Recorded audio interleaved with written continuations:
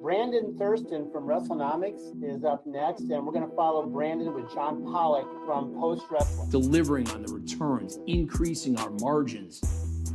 Ratings go down the toilet if I'm not here. All I do is simply put the math in my favor. We agree that Brandon and John do good work. The reason is simple wrestling economics. I've been told the Netflix numbers. I've been told the metrics a little bit, probably 5 different times. I still don't get it. There were respectable wrestling journalists who needed answers. Thank you very much, members of the media. I hope you all go to hell. How about we pop a number right here, right now?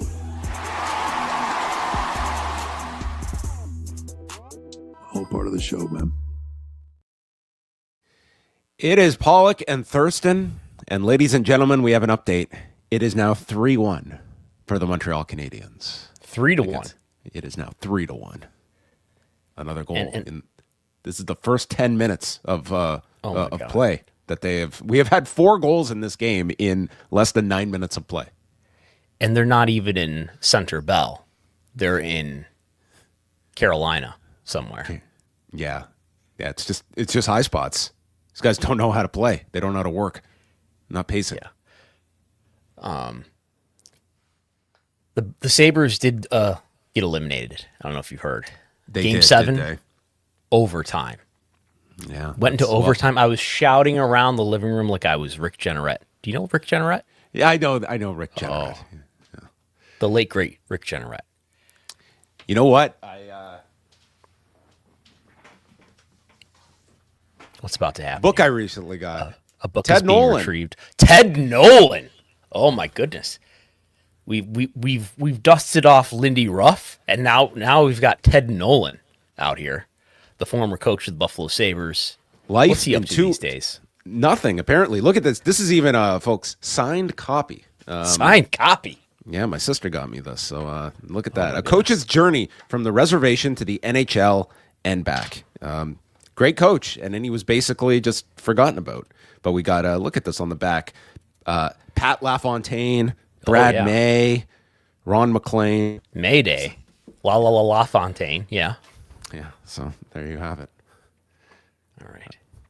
That's your hockey update. That's the hockey Sabres update. are out. Welcome to our world. Game 7, overtime loss. That's the best way to go out in tragedy. Your Toronto Tempo are down 22-40 currently against the Minnesota Lynx. Well, that's our tempo that we are playing at. It's not a bright time in Toronto sports generally, but we're putting all our eggs into the Blue Jays basket. They're doing adequate. It's going to be a long season. So I still own a house. How's that going? It's been about a month now. Are you already regretting? It's been 2 months. It's been 2 months. And we have this is an old house. It was I don't want to reveal my identity, my personally identifiable information here, but this house was built during our house is 100 years Depression. Old. Yeah. Okay. Built probably sometime during the Depression. And we've got some plumbing issues that have recently come to light. And so shocking how that happens after you buy a house. Things that come to light after you've bought the house that people have negated to mention to you. So we have a second floor bathroom. The whole show is going to be home improvement today. Yeah. We have a second floor bathroom, and it's right above the bedroom. So we look up at the bedroom ceiling, and I'm looking at the ceiling, and I see like a yellow spot, water staining, and it's like increasing over time suddenly. So we get the plumber over. Thank God the plumber's over here, and he gets the buzzsaw out. He cuts a hole in the ceiling, in the bedroom ceiling, and he wants to replace some other stuff. And I say, no, you're not replacing that. That's not the issue here. And he leaves anyway, and we think we know what the problem is. It's with the faucets. It's with the stems. I don't know the words. And we find out that actually there's access to all this plumbing in the closet right next to the shower. So everything that could have been, that needed to be futzed with could have been accessed just by accessing the closet. So now we have an unnecessary hole. It's a rectangular hole that's been sawed into the bedroom ceiling that now needs to be covered. Fortunately, this plumbing contractor did refund me my money. But wait, that's not all. There's some shingles on the house that looks like somebody grabbed a few shingles with their giant bare hand and like picked it up, twisted the shingles, and just sort of left them sort of sticking up. And I was walking the dog back in one night, and I thought, oh my God, what is that? That looks concerning. So anyway, we've got somebody over today to look at the roof while I wasn't home. I got a phone call, and guy said, I've really been dreading this phone call. This is bad. This is we knew that the roof had a good maybe 5 years left. It's not a new roof, but it's gonna need. He's like, this is bad. This needs to be replaced right away. Oh no. And we're not talking about, this isn't going to be $10,000. You're looking more at, like, I would have to give you an estimate, but you're looking at more at like 30. Oh Jesus. And he's like, I went over there because I know you told me you just bought the house. We're so busy, but I don't know. But then we had somebody else run over. I have my mom's friend who like bowls with them or something, came right over and was like, no, you don't need a new roof. That's fine. I'd take that opinion. I'm sure. Like, what's the worst that could happen? Blows off the house, caves in. Also, bringing my car in for work tomorrow. Where hopefully they'll just run it over with a steamroller. Dude, I'm not kidding. Like, there's like being an adult. Like, there's way too many drawbacks to it overall. Like, we had to get our roof replaced within a year of moving in here. We did not get your friend's second opinion, which I would have greatly wanted. But yeah, there's other than we got a new mortgage rate this week. We went down almost an entire percentage point. Yeah, wow. It was a celebratory day. Yeah, this is all about having competitors that you can play off of each other, and we found a better rate, and we got out of one to go to the other. So does Jerome Powell have anything to do with this? Not in Canada. No, his power ends at. Do you have an equivalent of Jerome Powell, the Fed chairman, the United States of America? I'm sure we do, but this is just the banks, battling each other for supremacy over who you are going to pay your money toward. Yeah. Well, hopefully there'll be record revenue here in this household, and we'll be able to handle all of this, maybe. Well, a little later on, we're going to be talking about Mean Mark, a now minority owner of the Las Vegas Raiders, Mark Shapiro and Ari Emanuel, who are taking some of their their rainy day fund and bought personal stakes in the Las Vegas Raiders. Were you up to date on this story? I saw the headline in the Post News update, but I had not gotten the full story. They are I believe it's their combined, it's personal funds that they are putting in. This is not TKO or Endeavor related. They are buying, it's less than 10%. Like, it's a very small percentage that they have, but they are now technically NFL owners. So they can certainly afford it based on what they were compensated last year, which was disclosed in the proxy statement for TKO. Yeah, Ari's $68 million package last year. I mean, that's it's nice. Went towards, a portion of the Raiders. Why not? Okay. Variety has this story, more on Variety later. They'll be right alongside Tom Brady as Las Vegas Raiders owners. Did Nick Khan get on this as his hometown football team? No, he didn't. Didn't show any loyalty to his home football team. That's unfortunate. But maybe he'll get in on a future investor intake. We got a bunch of stories to go on. Will we break history here? Did Brandon Thurston watch an MMA fight over the weekend? No spoilers. Are you asking me right now? No, we'll hold off on that. Let's start first with the Ring Boy lawsuit, because this actually came out a week ago, but we reported on it. Brendan had a story on it Friday on the site. So, I mean, it's a bit of an update on the lawsuit.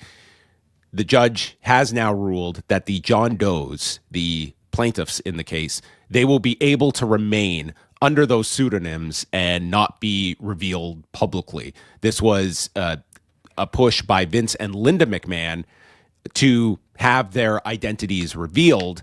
WWE and TKO, who are also defendants in the case, they did not take a position in any of this, but it states that the judge found that while there is some risk for the defendants in allowing the plaintiffs to proceed anonymously, those risks are not great enough to outweigh the risk to the plaintiffs of having their identities known to the public. The rule, which was filed in federal court in Maryland, means the ring boys' names will remain known to the defendants to whom those identities have been disclosed since early on in the case, but unknown to the public through the pre-trial phase. The anonymity issue may be litigated again just before the case goes to trial, should this case advance to that point. And yes, this was the argument in a nutshell that the defendants had made, was that this could prohibit them from obtaining information about the John Does by their identities being concealed, that maybe there is information out there that people would know about them. And, the judge just ruled here that this is re-traumatizing already for these ring boys, and this was not necessary for this case to move forward. It's not a case where the defendants don't know who these people are. They know their identities and can be doing their due diligence about the defendants, or the plaintiffs, rather. I think a way to put it is that the case for the defendants, among other things, was that they were trying to say, look, you've already benefited, plaintiffs, from having this case be publicized. You started out with 5 plaintiffs, you gathered 3 more, and you've benefited by having this thing be public, so people found out about it. Additional plaintiffs joined the case, and we, the defendants, Vince McMahon and Linda McMahon, again, as you said, W, not taking a position. We're I think what they're looking for is, for example, somebody to come forward and say, oh, I know John Doe by their real name, and I know that person's not a credible person. That person makes things up to try to make money or something like that. So that's sort of the idea. But the judge, this is a balancing test, like all these great legal tests, and the judge determined that no, as the plaintiffs had argued, that the trauma that these plaintiffs stand to, the risk of that is greater if their names are public, if they were to become, as the plaintiffs argued, permanently public online, given the publicity that people like us are giving this case, that is a significant risk, and it outweighs, at least for now, any risk that is posed to the defendants. So therefore, the John Does will remain John Doe, at least up until trial. If this gets to trial, this will almost certainly be litigated again at that time. So there you go. You can read the full story up on postwrestling.com. Let's talk a bit about Tony Khan, because there were a few stories here that were circulating over the last couple of days. So last week in the Observer, there was this item. So this is from Dave Meltzer, who wrote in the newsletter, another person in WWE noted to us this week that they have definitely spread word in the company, among some, if not many, that AEW will not be on Paramount/Skydance, and question if they can get a viable deal elsewhere. One person there noted that people at the highest levels are talking like AEW won't get another deal, but those kinds of stories spread previously at the last negotiations, not that they wouldn't get a deal, but that their deal would be at the same level or perhaps a lower level than the prior deal, and instead they had a 2.3 times increase. Of course, you want to spread that uncertainty to keep talent from thinking about going to AEW. So if we unpack that, like, it reads that, like, this is, like, at least internally in WWE, that there is, like, that is being speculated upon. I didn't read this as anything more than, like, speculation internally at WWE, but it caught Tony Khan's attention because the last Friday night after the Supercard of Honor show, we had Tony Khan bring this up himself. He was kind of he was asked a question sort of about, dealing with WWE and such. And he was talking more broadly about sort of having a different approach. And then this is where he brought up the topic of that news item. Today, like, I saw a thing today that, and it's just a report. I don't know if this is true. It could be true, but a lot of these reports, there's substance to them, although you never know firsthand when you're hearing third-hand reports. I saw a report today that somebody in WWE is telling people within WWE talking about AEW's next TV deal and talking about what we're doing. And I was surprised by that. And all I'll say is that what they said could not be further from the truth, and they're entitled to their opinions. I think, I've been trying to be respectful to them and try to conduct myself as a gentleman, and then for them to go on background and spread these things, I'll just turn the other cheek. And maybe a couple years ago I wouldn't have done it like that. That was Tony Khan. He's turning the other cheek. So he's talking about just one report, right? Which is the Observer report that you just read, which is kind of discounting that speculation, correct? Yeah, it's like if you read the story, like it reads as though like that is certainly like WWE is internally discussing this, and obviously this got to Dave, and and it's mentioned about the fact before this has been reporting. I guess we could really get into the weeds, but anyway, go on. Anyway, it's like I didn't read this to be like anything that is concrete. It's just like WWE's belief of like they're not going to have a spot in Paramount and Skydance, but it's like as is outlined here, like this merger is not completed yet. It's like to have any bearing on what is going to happen here seems extremely premature at this point.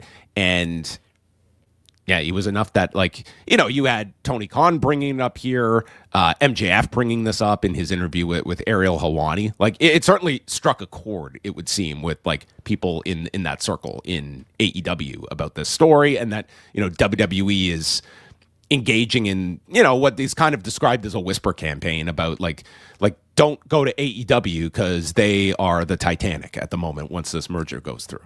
W would never engage in a whisper campaign about TV deals and such things. They would never do that. They are above that, and they would never do something like that and make people think that AEW, because they don't think about AEW. As Nick Khan said, blinders on all those years ago in that interview. He doesn't even think about competitors, he told Ariel Helwani. That's like a horse racer, right? That's right. You can only see what's in front of you. Yeah. I don't know. I don't know what to think. I mean, you're going to have TV networks, and this is a story that's going to be discussed ad nauseum until like their next deal comes up, and they do have the option year as well, which will be up at the end of next year, and then in theory, they could have one more year of this existing deal. So it's like we're talking like a ways down the road. Like I certainly don't see AEW appearing to be in any kind of like, I don't see them being cut from this contract. I think like there's still going to be this process about completing this merger, and it's like AEW is way down the list of things that are going to be focused upon post-merger at this point, that for anyone to have some concrete idea of what's going to happen now, I just think it's really like you're getting way ahead of yourselves to assume, like good or bad, like you don't know what is going to be of this merged company 18 months from now. And you don't know what influence TKO may have on Paramount, on the merged Paramount and WBD, given how involved TKO is and will continue to be with Paramount, given the boxing relationship as well as UFC. Again, and I think there would be an antitrust case there if they lost their TV deal. Yeah, I mean, and it certainly be the appearance of there's probably not a non-compete in that case, but there's probably plenty of non-competes in the other cases. And when I'm talking about Netflix, I'm talking about NBCU. And that would limit the number of alternative partners that there would be for AEW if they were not to stay with WBD/Paramount. And you would have, possibly, interference with AEW getting another deal. And there's other things we can talk about as well, including venue contracts that have exclusivity agreements in them.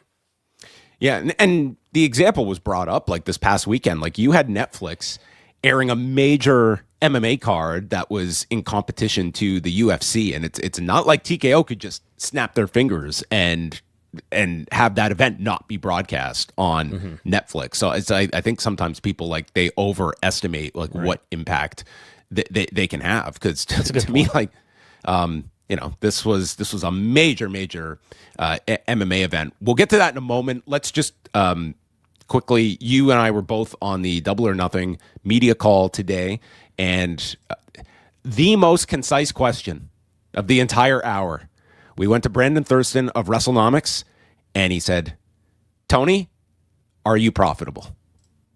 Well, it's a fair question. Our revenue is the highest it's ever been.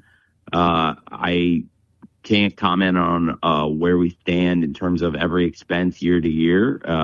Certainly, this is going to be the most revenue we've ever generated, and the strongest financial outlook for the company ever. I'm reinvesting in a number of projects, including digital projects, to grow the company for the future.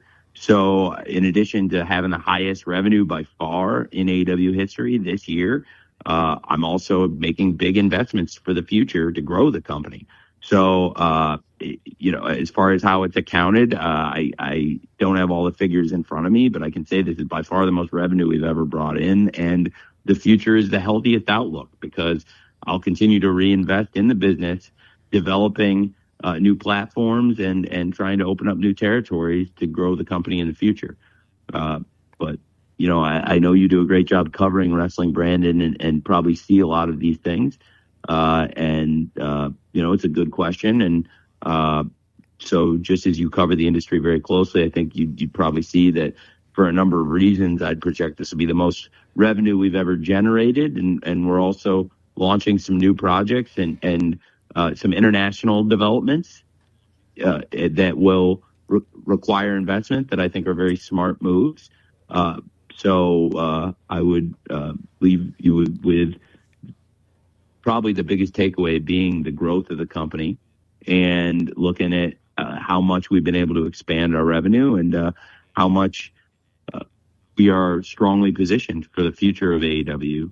And again, I think now is the perfect time growing our revenue to reinvest in the business, and perfect timing as we're going into Double or Nothing for me to double down on AEW for the future, because AEW will be around for a very, very long time. So it's funny because it reminded me of a conversation I was having with Brandon recently, and I just asked, I'm like, "Brandon, we've been working together for a while. Are you my friend?" And Brandon's response was, "Well, I mean, I talk to you all the time. I mean, we message each other, and it's like we do a show on Thursday, and it's like we have a lot of dialogue back and forth, a lot of healthy discourse and such, and there's writing on the site and such." And he went on for like 3 minutes, didn't actually get around and say, "Are you my friend?" It was a yes or no. It certainly sounded from that question, and believe me, based on that TV contract, I felt very confident that the answer would be yes. Like, we are profitable now. But you didn't get that in that answer. It was like it does sound like he is putting a lot of money into the product. But, I mean, you have to kind of take away from that of like a second guess, like, are they actually profitable? And there are many different ways of how you can define profitability as we navigate the financial boundaries of profitability versus loss. But it was kind of an interesting answer when it was pretty much a yes or no type of question. Yeah, that's the key. I think, is to ask a very short and maybe a yes or no question. I guess before I'd ask that question, I was inclined to think that this company is probably profitable. They've begun their second full year of this new TV deal where they're making perhaps an average annual value of $185 million. This is a lot more money than they were making in the prior round. And I think we've discussed this quite a few times. Yeah, they're probably going to be profitable under this new TV deal.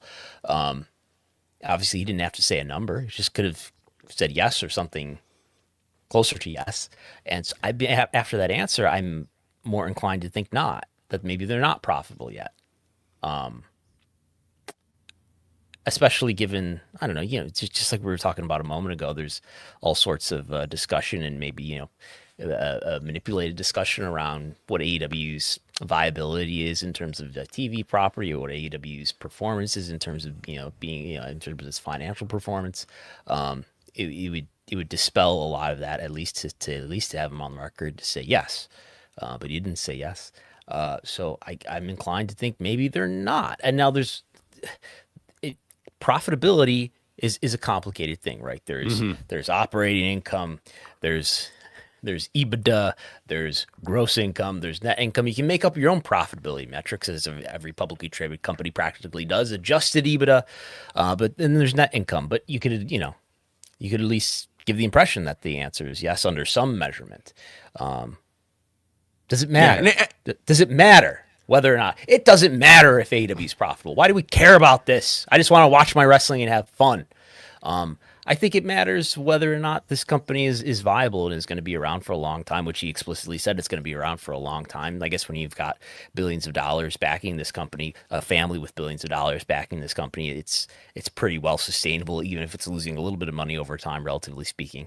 But if it is truly sustainable, that would even be more reassuring that this number 2 wrestling company that is serving millions of fans and is sustaining a really important talent competition for salaries is still able to last sustainably, indefinitely.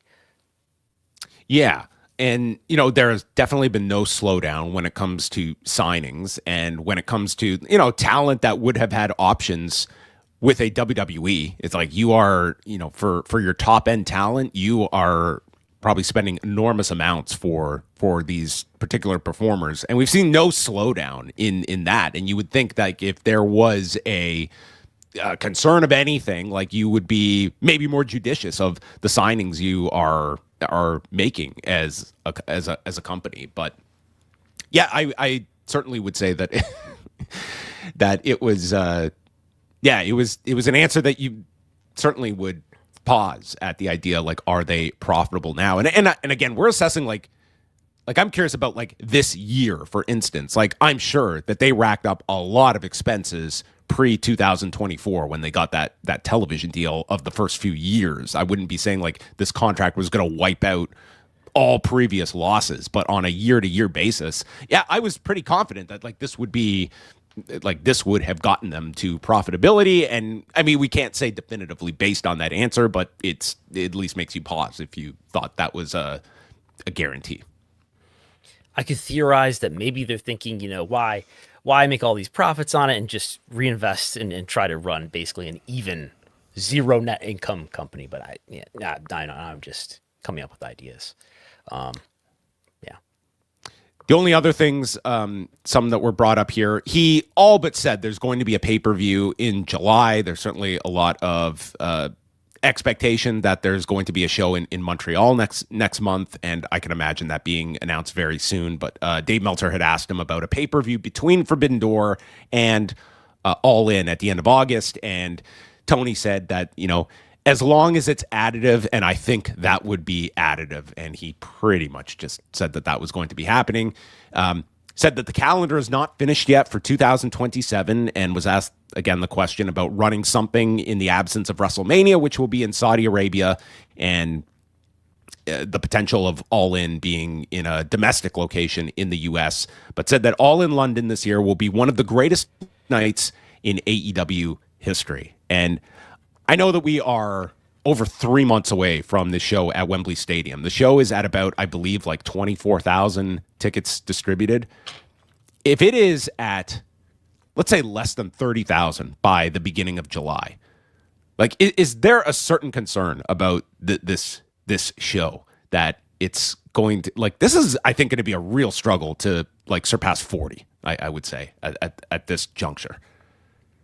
I'm looking for what the number is.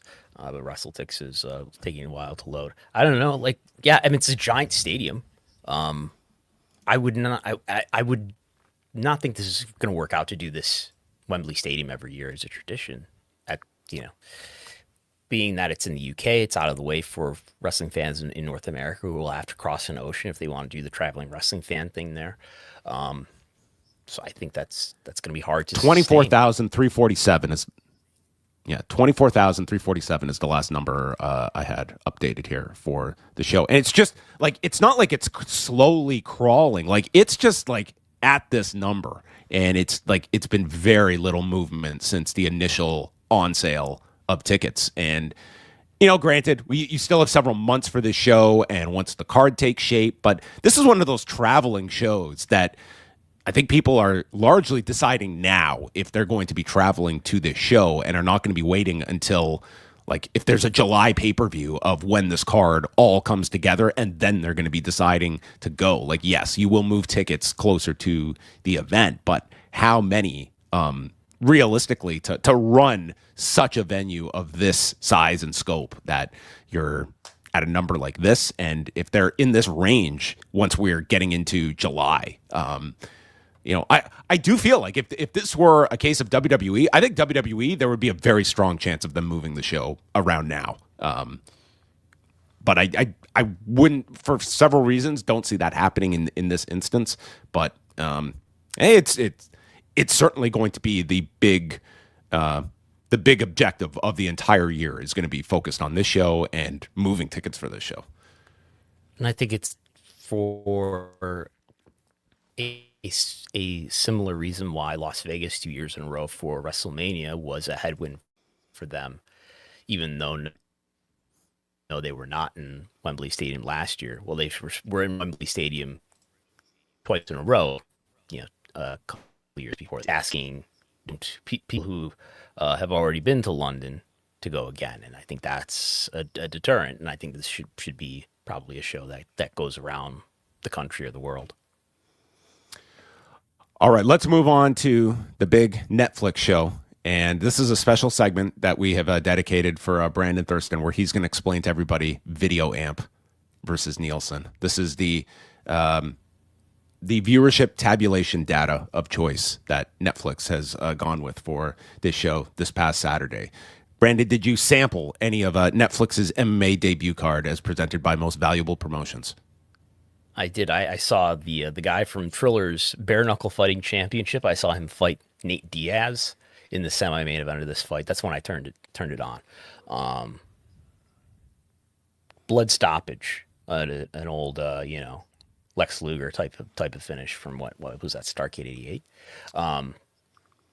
Yeah, this was Mike Perry who wrecked Nate Diaz, and he could not continue due to cuts after 2 rounds. But this is the rematch they want to put together. So yeah, I'm sure you're excited to see that fight again. So the most meaningful number, I think, to me is the US number, where they said it's what Netflix and Most Valuable Promotions. They said 12.4 million viewers it averaged, but that's a global. That's worldwide. Number. That's a global number. And it broke down into, this is the Video Amp number, which is a Nielsen competitor, sort of the AEW of television measurement, with 9.3 million viewers in the United States. That's live plus 1 day, so it's kind of like live plus same day. This is not in the Tudum, but this took place when? It doesn't matter when it took place, right? Like, this should be in the Tudum. I heard you guys talking about that, and of course it wasn't in the top 10 for Netflix, but we can litigate that later. So 9.3 million viewers in a similar measurement to live the same day. So that's viewers. If you compare that to what did the Raw on Netflix do? The premiere for Raw on Netflix do in the US according to Video Amp? That was views, though. That was households. So according to Netflix, where I've got my table in here somewhere, where they did 2.6 million households in the United States is what the debut on January 6, 2025 did. 2.6 million households. They use the word viewers here to talk about 9.3 million viewers. So, I mean, when I did my estimate, I sort of just multiplied it by 1.4 roughly, and we get out to, for the raw number, and we got out to my estimate of 3.6 million, or maybe 3.5 million. I mean, this is like almost triple that. This is a lot of people that were watching this fight. Do we have a new MMA competitor for UFC. Well, for one night they did, and if you were to ask Mark Shapiro, they did not, because Mark Shapiro the next day was dropping by for his annual visit to the J.P. Morgan conference, and was asked about MMA. Not good for the sport. No, said that he asked Dana, and they just said this will last 20 seconds. It's just they were going to do the fight, weren't they? UFC was going to do the fight. Mark Shapiro did not disclose that fact that they were in negotiations with Ronda and Gina for like a year, and that this was going to air on pay-per-view last December on the final UFC pay-per-view. But then Gina needed more time to get ready, and what happened after New Year's? Well, they started on Paramount Plus, and they would no longer be in the pay-per-view industry, and they could not come to an agreement of what they could guarantee Carano and Rousey, because their initial deal for pay-per-view was contingent on what buys they would attract. So yeah, UFC folks were absolutely going to promote this. They did not have this artistic line in the sand that this was somehow going to poison the well of MMA by promoting this fight that might only last 17 seconds, when they had promoted Ronda's entire UFC career that featured many of these types of finishes. So it's kind of just, he called this a stunt. Scheduling or a logistics reason why the deal that existed fell apart, reportedly. Yes.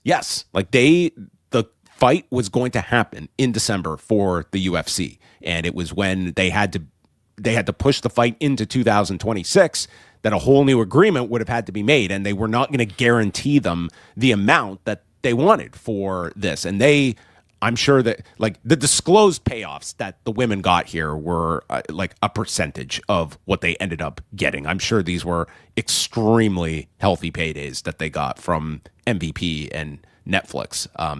And look at the viewership. Like, it tells you of like the interest in this fight for two women, one who hadn't fought in 9 years and another who had not fought in 17 years, that there was a definite curiosity. And I think it guarantees that MVP will get another attempt to promote a card on Netflix. The trouble is going to be finding these types of fights that are really going to gather people's interest, because this is the type of fight Netflix wants. They do not want to be doing weekly fights just for the sake of programming on Netflix. They want big events that are going to do numbers like this, and there's not too many of those fighters that are out there. They're here and there. There's kind of always been this small market, right, for these freak show fights. The Kimbo Slice. Who's the guy that Kimbo Slice fought, and they all stumbled around? That was many of his opponents. There was James Thompson. There was he had a gimmick name too. Dada 5000. Dada 5000, who like nearly died that night in the cage in 2015. That was the peak of Scott Coker's MMA, where you had Kimbo Slice and Dada 5000 and Ken Shamrock against Hoyce Gracie on the same card on Spike TV, and people watched it. It did tremendous numbers. Okay. Yeah. What's Bob Sapp up to? That's a great question. I don't know if there's much juice left to squeeze in Bob Sapp, but he's alive. So is he a candidate now?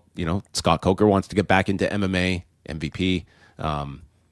There's certainly parts here. Like, the production was very high level. Like, this felt like a major league card, and I think there's several of these names that are out there. Like, you have a Francis Ngannou, you have, some fighters, but like, it's the reality here that the UFC has the lion's share of the top fighters in the world that have, these incredibly restrictive contracts to ride out, that it's just going to be very tough in a landscape to be able to produce several of these a year. And if a Ronda Rousey is not an option after this one fight, I mean, it kind of leaves you with like, what does a card like this do without a Ronda Rousey? Because I think she was the key to this card doing so well. Brandon has frozen here. He's still thinking about Kimbo Slice and Dada 5000 from 11 years ago. Okay, he has messaged me. He's going to be right back. This is where I'm definitely starting to question the friendship of Brandon Thurston. You are. We're joined here by your twin. People watching in video. There's 3 of us now. Okay. There's a black frame, and then there's me. Okay. So I don't know. I don't know what he's doing. He's not responding anymore. That was a great moment right there. Well, yeah. Beyond this, I mean, it was a rather comical response from Mark Shapiro after the fact to kind of downplay this. But does UFC have a history of doing like freak show fights or fights that like aren't? I mean, these aren't really the greatest fighters that we could put on this card, right? I can think of like, at least in hindsight, that one Hoist Gracie and Ken Shamrock fight they did years ago, where like Hoist came back after so many years not fighting, right? CM Punk. Yeah, that was with Matt Hughes. CM Punk certainly comes to mind. I mean, they used Kimbo Slice. They used the officer that fought Kimbo Slice in a street fight at one point. I mean, it's not typical of UFC, but have they done this? Yes, they have done this as well themselves. And the fact is, like the reality here is like this would have been an expensive fight for them to guarantee this amount of money for, and that's where they are. Is that they are not going to break their budget for a fight, even though there was clear interest for this, and I think anyone would have realized like this. I don't know how this would have done on pay-per-view, but I don't think it would have bombed. I think this would have had an audience even on pay-per-view, especially if it had like the UFC promotion behind it as well. But yeah, like CM Punk is a perfect example of something that it's like there was no credible way beyond here is a guy that has name recognition in another industry that ended up like attracting people to buy a pay-per-view when he fought. Yeah, I wonder if maybe there's is there a room for it? I think it would have to be really well funded. Maybe something like this MVP, sort of a Pride Fighting Championship, really high production values, freak show fights. Jake Paul, yeah, he fits right in there. Yeah, I mean, there's something to. Like, I think you can do a few of these a year. I don't think you want to go the completely comedic route of just like Bob Sapp, for instance, but like you do need to have a hook. And for them, it might be fighters that were relevant 10 years ago that at least still have something left. But it's just, it's the combination of name value and availability. Like it's like there aren't a whole lot of those fighters out there to grab for these types of contests. Like you, at some point, you are going to have to kind of cultivate your own fighters, and that's another step that I don't know if Netflix is really in the game of like establishing divisions and having its own company. I think it's just you have a big fight, and if it's appealing to us, then we'd be interested, and maybe that's like 2 times a year. Yeah, I think when it comes to shoot sports, it's hard for 2 brands to really coexist. When it comes to wrestling, it's different because it's not a shoot sport, and there are these entertainment alternatives that people are interested in. And you can use these names that can go well into their 40s and even some into their 50s that you can work around and can still have that value. That's not going to be the case of taking 50-year-old fighters and be able to extract that kind of value in, even though they may have a high profile attached to them. Yeah. Ludwig Kaiser, El Grande Americano. He was arrested on Wednesday in Orange County, Florida. And Brandon, you got the police report, and we got a sworn affidavit here from one of the responding officers. So there was a complaint filed by an individual named Richard Reap at Paramount on Lake in Orlando. And this was alleged that at 6:30 p.m. Eastern time, this did not happen on Wednesday. The incident was alleged to have happened April 23rd. And so Reap alleged that at 6:30 p.m. Eastern time, he entered an elevator at the residence and was followed by a male suspected to be Marcel Bartel, Ludwig Kaiser, and an unknown female.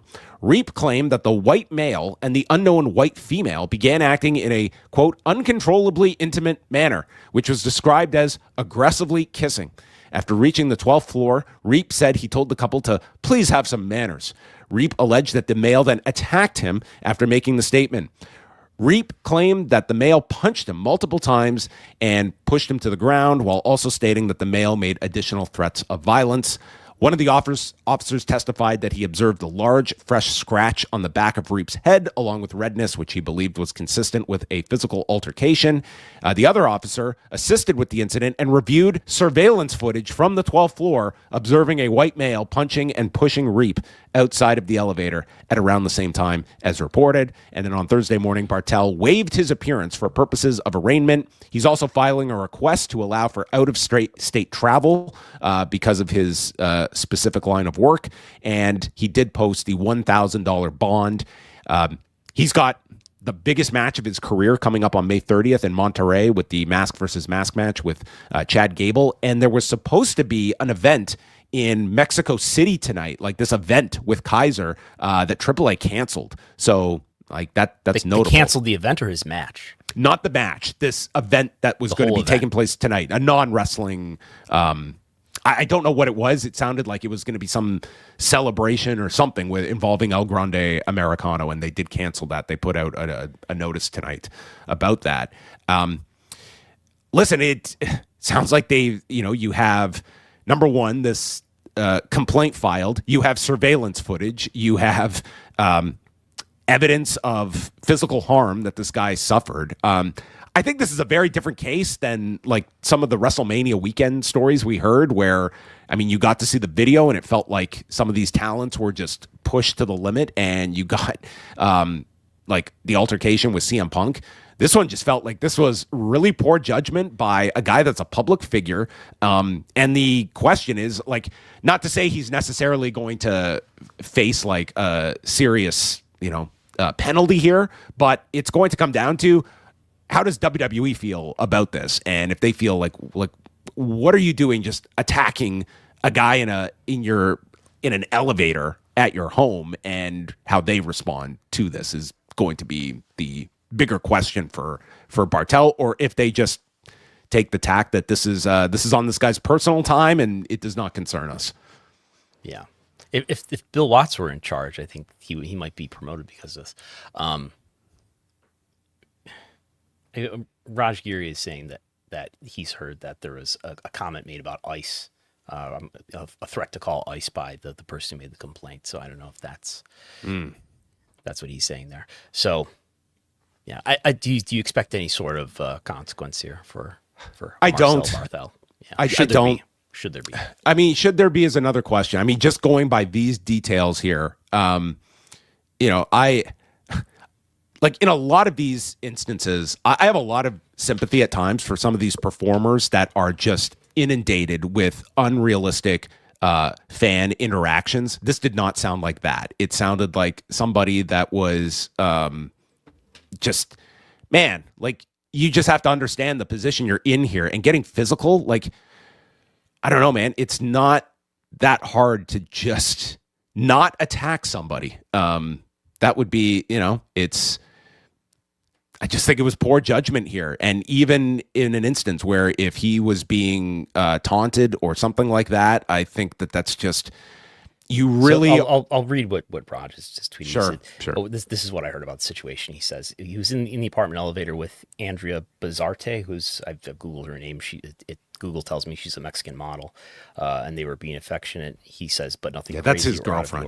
Or out of the ordinary. Reap allegedly didn't say anything in the elevator, but once he got out on the 12th floor, he allegedly said something to Kaiser to the effect of, "You need to show me some effing respect before I call ICE on that bitch." And then Kaiser got out of the elevator, and they had a scuffle. Well, that's not good on this guy's part if he was saying that again. And it's like that's like terrible, and you can at least understand why if that in fact happened, like Bartel's reaction here. But again, like when you start throwing hands, it's almost like you are throwing your fate into the universe, and you do not know how it is going to come out for you. And again, it's not to say that this guy isn't going to go to prison over this. It's probably going to end up in some minor fine. But the bigger question is going to be like if WWE feels embarrassed by this, and like that's just a risk you are taking here by engaging in like a physical altercation, and it's on tape, and it's just it can go of two ways. It could be like a lot of times when we see these incidents, like Like, remember when like Jey Uso had that DUI like a couple of years ago, and it was like the statement WWE put out was just, listen, this is on his. He's responsible for his own actions. That became like the go-to line. They are responsible for their actions on their time, and that might be the instance here. Like, maybe they won't care. No, this WWE doesn't make public statements about things like this. They let others do it for them, I think. So yeah, I don't expect anything major, but I'm sure they're not happy with this. Yeah, and I mean, it's like, again, this is he's got this big match, and yeah, I don't think this is going to prevent him from leaving the country. I would imagine that he is going to be okay to do that, but it's. I mean, this WWE doesn't even announce its own releases anymore. Yeah, that's enough. Now, it did state here about this happening on April 23rd.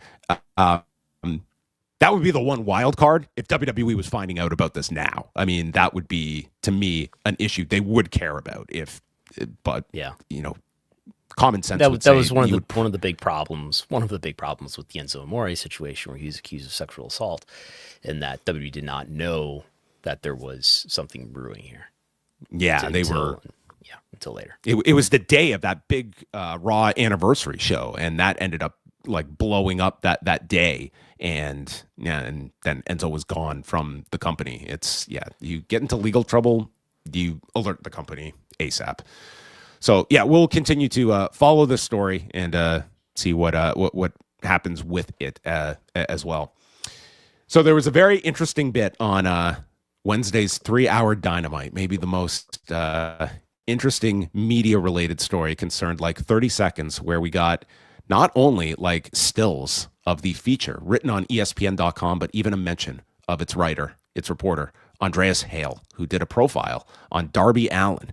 And this comes a month after he had posted over WrestleMania weekend that he was not given a credential to WrestleMania in Las Vegas, where Andreas lives, and ended up watching it from home. And just days ago, he was actually on Jonathan Coachman's podcast, and I believe this is the first time beyond that tweet that he's spoken about this. And Andreas said on Coachman's show, it was never approved for either day, that being his media credential. I don't know what happened. I was never given a reason. I did everything I was supposed to do. I did my job as a reporter. I've covered pro wrestling for ESPN. I've written stories about Jey Uso heading into WrestleMania, Seth Rollins, John Cena, so on and so forth. The infamous match grades, which we discussed the last time I was here, which had a big buzz on social media, and then all of a sudden it was, your credential's not approved, and I was never given a reason why. We never found out why.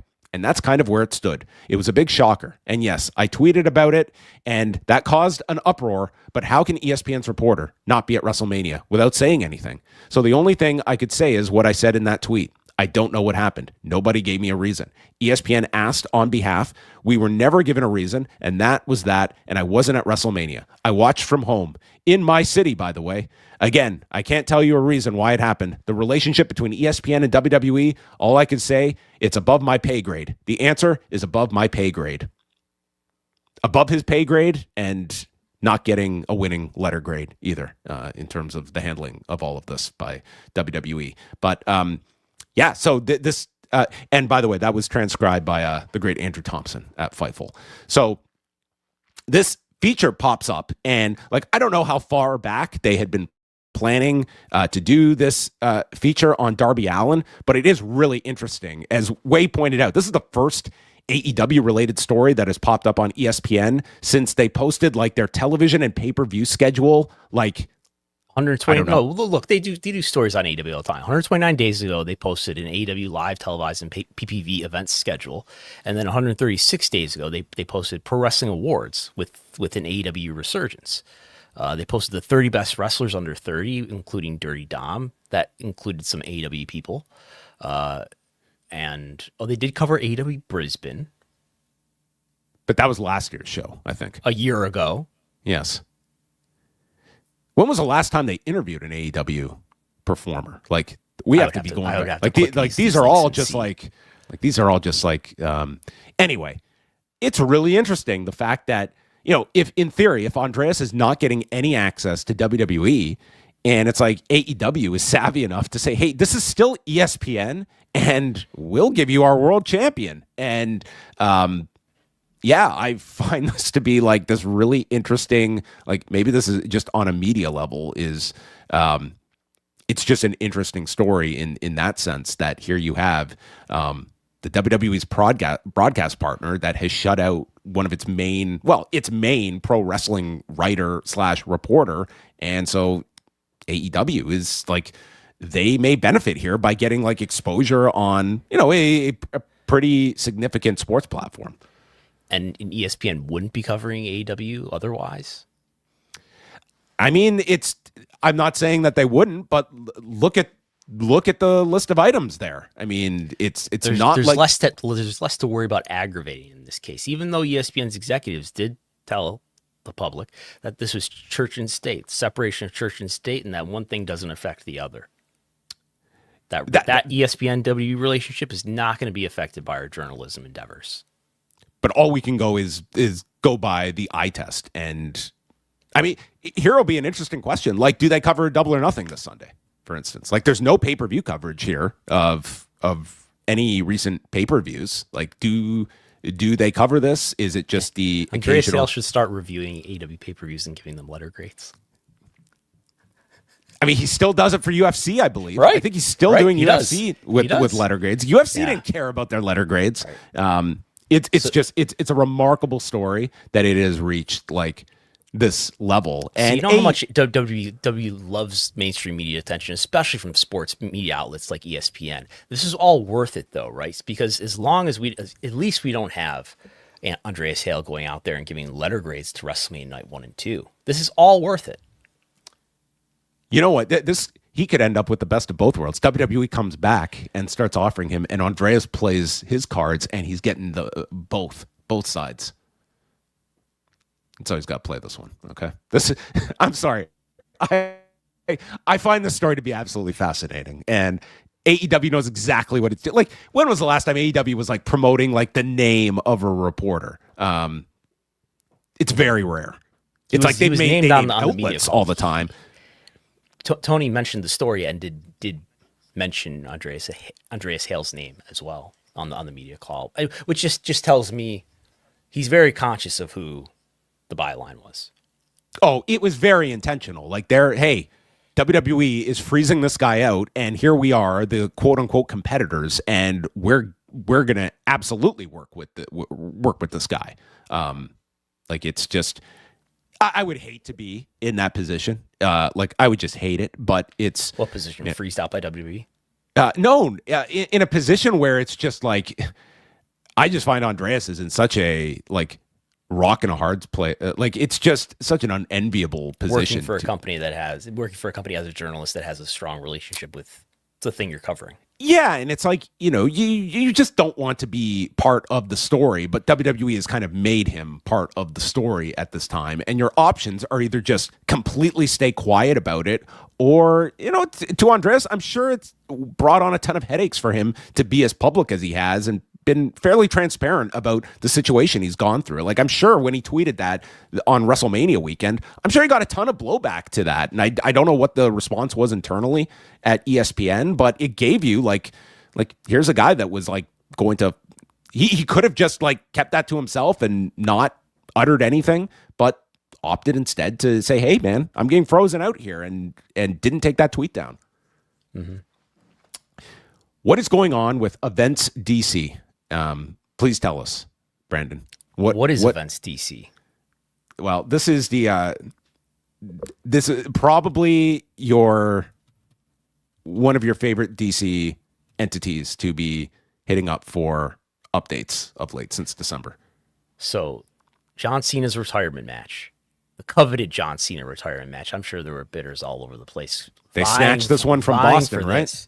Yeah. So EventsDC is the local organization that attracted that won the war for John Cena's retirement match, and they put out this press release along with WWE back in late September and announced that they had it, and they did have John Cena's retirement match. It was the biggest arena gate ever, right? As we reported, and we know that WWE loves and TKO loves those, what are they called?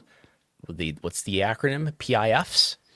Financial incentive packages, FIPs. as we like to call them. I'm sorry, not the As public such, investment funds. going forward, we'll be referring to these site fees more broadly as financial incentive packages, or as Thanks, we Mark. like to call them, Oh. FIPs. Thank you. So apparently there's there could be an FIP here, or there's at least a relationship here of an agency. What kind of agency? I think it's a government agency. So I sent them a records request, and they evaded my records request, and I think they blew past the deadline. So I pursued this at the time as a lonely requester. They made me mail something to them. In fact, they made me mail. I think they made me mail certified mail to them. I sent a physical letter to. I had to do this too last EventsDC. year for a lawsuit request. You. This is all in the name of the freedom of the press, freedom of speech. These are taxpayer dollars. So EventsDC allegedly, I allege, is a government agency. They claim that FOIA doesn't apply to us. We're a totally independent, different thing from them, even though we use taxpayer money. Even though the government's helps us organize our whole organization. They say no, we're not a government agency, and we're not subject to the Freedom of Information Act. Oh no! So I did consider suing them. I did consider it, and I thought. I did file an appeal, and the MOLC, which is like the mayor's office of legal counsel or something like that, came back and they reviewed my appeal, and they said, they basically said, no, you don't get what you want. So I thought about suing them, but I thought maybe not. And then one day, this lawyer emailed me and said, I'm a guy who's retired, and I got a law degree because I used to, I used to help my wife with her, she was a journalist, with her FOIA requests, and he's a lawyer, particularly in DC. And there's another case just like this. Well, it's against EventsDC also. So the RFK Stadium that they're building in Washington DC, I'm sure there was all sorts of government involvement with that, and government spending with that, and so that is a parallel case with mine. Which has probably got a lot more money involved in it. This could be, maybe $1 million or something like that. That's probably hundreds of millions of dollars, if not more. So anyway, it was litigated in DC Superior Court. Is EventsDC a government agency? Well, two judges agree. Yes, you are a government agency. So, do we know that the site fee for John Cena's retirement match is? No, we don't have that. There'll be much more litigation to come. I've been told. I don't want to break attorney-client privilege here, but there's much more litigation to come. Probably there could be appeals. He's got some litigation that he's working through. I expect that they're going to try to claim exemptions, as all of these people always try to claim exemptions. Oh no, it's private personal information. It's deliberative process privilege. Oh, it's trade secrets. We can't give that. This is WWE's trade secret. Their financial incentive packages. It's proprietary information. All of that they'll probably try. All of that they'll probably lose on, just like they lost on this. And they'll have to explain to the people what they're doing with the people's money. So you won't be engaging in this pro se. You've got backup here. I am engaged in a number of things pro se, but this is the first time for me being represented in a lawsuit by a lawyer. To be clear, we're not seeking any money in this whatsoever. There'll be no money awarded to me if we win. What I'll get. You should ask for hard copies of the documents, okay? And they've got to pay per page, okay? 15 cents a page. I want it sent to me in certified mail. Now, what we'll get is information. You tell the guy who denied this being a government agency, I want it hand delivered. Okay, that's the judgment. That's what you should push for here. So their lawyers they're in the first case, which was decided earlier and was filed earlier. The judge in that case said, yes, you are a government agency, and yes, you are subject to FOIA. And there's this language about what is a subordinate government entity and what is an independent entity, and they tried to the EventsDC lawyers tried to do this semantic game to say that, well, no, Thurston didn't allege that we were independent. He alleged that we were subordinate, and the judge found that we're not subordinate. No, the judge still found that you're subject to FOIA, is what the second judge, the judge in my case, determined. So there'll be much kicking and screaming to come, but there'll be much kicking and screaming to come. But I'm confident that we will eventually learn what the financial incentive package was for John Cena's retirement. That's folks. When this guy makes a request, I've learned one thing from Brandon Thurston: when you are told no, you just come back and ask the question again. And 9 times out of 10, comply with the law. I didn't realize this. Comply with the law. That's it. That's all I'm asking. That's all go. we're ever asking. It's just comply with the law. Well, we got beaten by the scoop at Variety today. WWE is getting into the patriotic spirit of America's 250th birthday with a new documentary special. And folks, we have secured, under no embargo that I'm aware of, we have exclusively obtained this trailer. WWE and the USA go hand in hand because in many ways, I feel like we are America's greatest export. It was an opportunity for a regional promotion to become a national promotion. People would find it on their brand new cable box. Pop culture could no longer deny pro wrestling. Finally being like, hey, bring them on. Political discourse was leading the cultural revolution. WWE was paying attention. The wrestling business was changing. Everything was on the line. This is big money, big ratings. Wrestling has become one of the leading forms of entertainment. It's this amazing spectacle that just, at its core, is America at its best. WWE Made in America. Special event May 29th. Part of America 250 on USA. This is the perfect transition. We go from talking about the Freedom of Information Act to WWE sets. We got to give credit to you. This is, maybe we should start a segment here. The scoop of the week. A few weeks ago, Front Office Sports had the scoop of the week with the NXT announcement around, what was it? Oh, CW is carrying the NXT PLEs. Well, Variety has got the scoop of the week this week.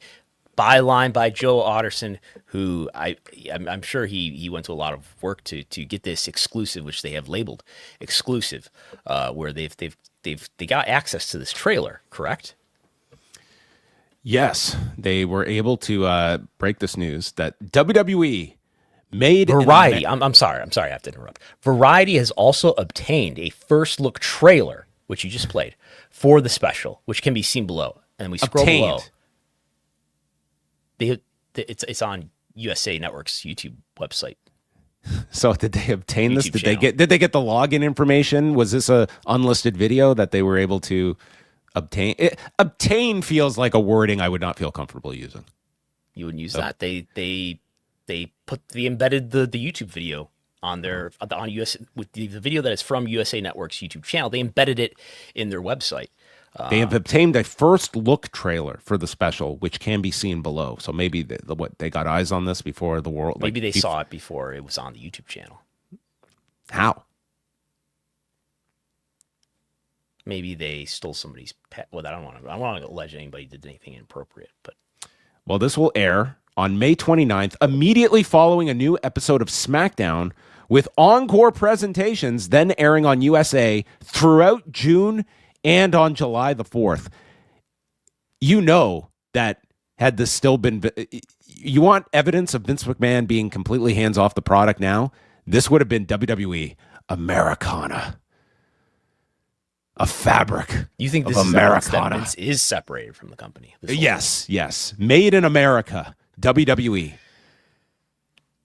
I believe Paul Levesque in this trailer says that it's arguably America's greatest export. The WWE. Not steel, not semiconductors, not lumber. No, WWE. Yeah.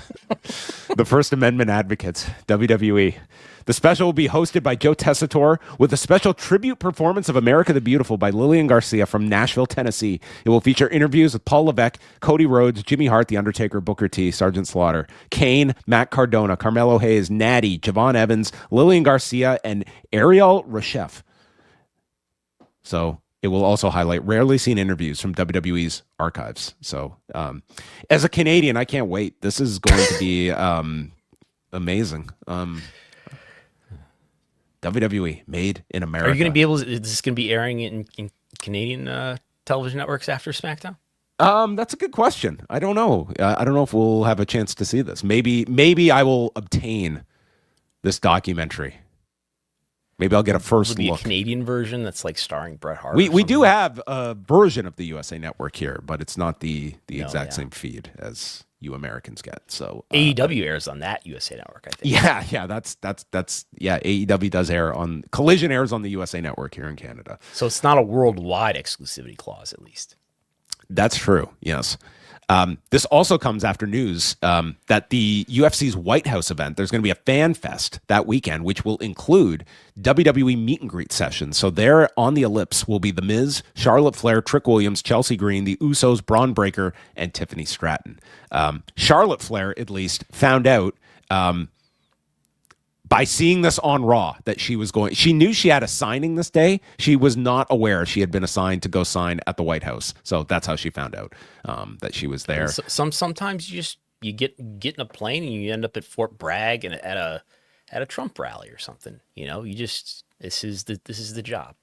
Yeah, this is independent contractors. That's it. You do what you're told.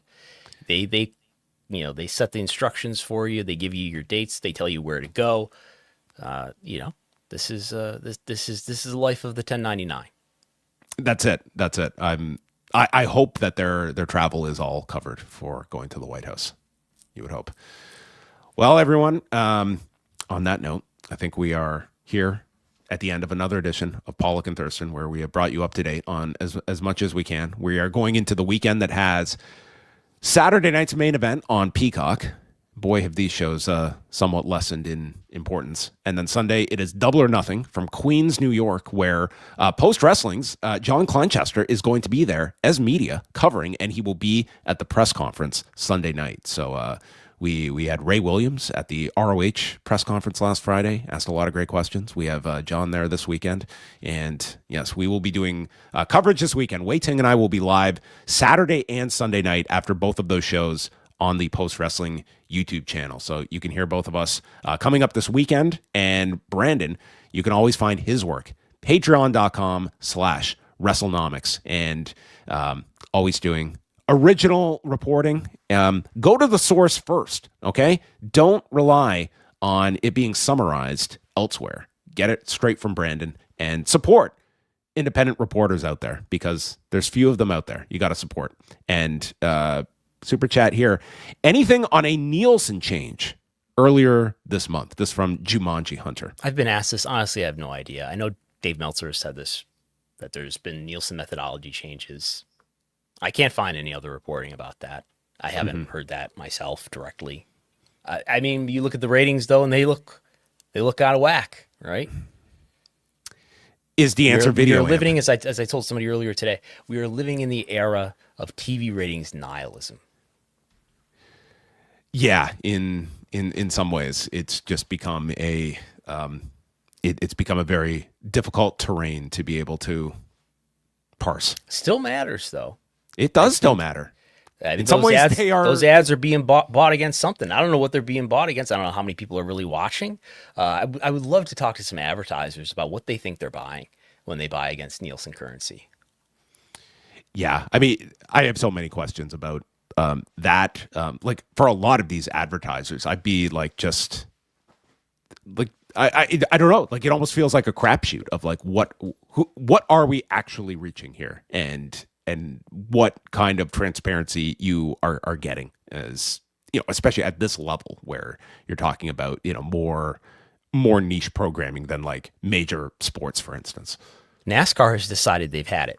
This is coming from Sports Media Watch. Oh, look at this! They might be aggregate. I think they're re-reporting Austin Karp of Sports Business Journal, where NASCAR has decided they are moving away from the Nielsen Big Data Plus panel metric.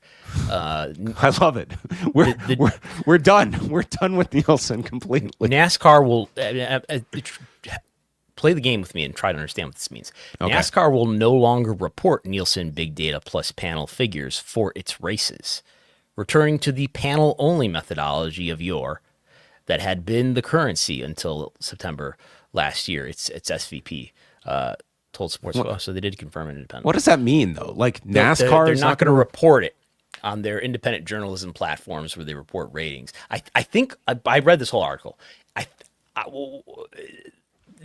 Their networks, I think, are still going to be buying against Big Data plus panel. I don't know if they got the option to buy it against panel only. I think what they're saying is that when we put out press releases and celebrate how great a job we did, we're like where are they reporting these numbers? Like everyone else is going to be using Big Data plus panel. Like, I guess, all right. I mean, yeah, I mean, I guess it's not that different that when sometimes we would get press releases and WWE would use like the household rating and stuff like that. I mean, it's such a mess. It's such a complete mess. So the moral of the story for NASCAR is they say it would tell you NASCAR is obviously they have not benefited from Big Data plus panel, much like pro wrestling, because I would say for a lot of these other sports, they're not having this negative reaction. So NASCAR says they over-index in the C and D rural counties that are probably disadvantaged under the big data methodology.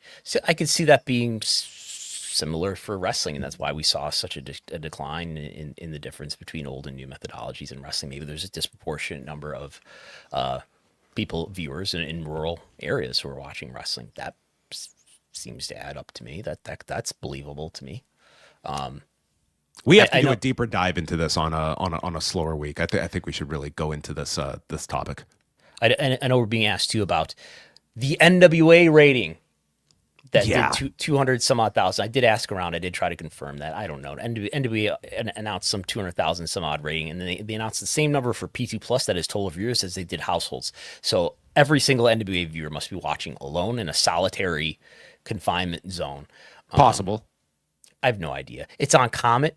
I wouldn't rule out Comet having tons of it's one of those like in between the numbers broadcast channels in a lot of markets. I mean, I wouldn't rule it out. Could be real, could be true. There was that whole WoW phenomenon years ago when we were still getting like the syndication numbers. Oh, yes. And it's like, and they were doing like you would be stunned at the numbers Women of Wrestling was doing when you got the, like, and to their credit, like they had a great syndication package. Like they were cleared like almost across the country, and they were doing, like, we haven't seen numbers from them in years, but they were doing outstanding viewership for something that I literally never heard anybody talking about Women of Wrestling. Like it just never would come up, but there was obviously some audience that was watching this pretty routinely. I might be able to tell you right now what WoW did recently. You want an exclusive right here, right now? Let's get out there. How is Women of Wrestling performing in May of 2026? 226,000 viewers for this past week, I think, in syndication, syndicated by CBS Media Ventures. So that's above what impacted this past week, for comparison's sake. WoW might be the number 2 wrestling company right now. Maybe it's the number 1 company. I don't know. But what does Mark Shapiro think about this competitor? I don't know. I'm sure he's never heard of it. Is it good for the industry? Is it a stunt? Austin City Limits, 144,000 on PBS. We could go on. We could go on for days like this. Well, we are not, because we have the Montreal Canadiens to bring a Stanley Cup back to Toronto for the first time since 4-2. 1993. It's almost the end last of the second team in Canada to. Okay, well, it slowed down a little bit. We will be back, folks, next Thursday, 8:30 p.m. Eastern time, so you can catch us there. The countdown is now on, folks. We have 2 more shows, and then it's trial week, okay, which is still scheduled, which is still on, and dare I say, could Brandon be joining us from Delaware in 3 weeks' time? I was hoping to get some witness lists. We did not get witness lists this past week. I talked to Jennifer Kay from Bloomberg, and I asked, do you know what the deal is here? We might get witness lists maybe towards the end of the month. I heard that our recreation of the deposition was a big hit at Bloomberg Law. I heard they were going to put it in their newsletter. We've made the newsletter. Okay. Yes. There's more where that came from. I think we could make that a recurring bit. All right, everyone. There you go. Postwrestling.com, Wrestlenomics.com, and we will speak with you next week.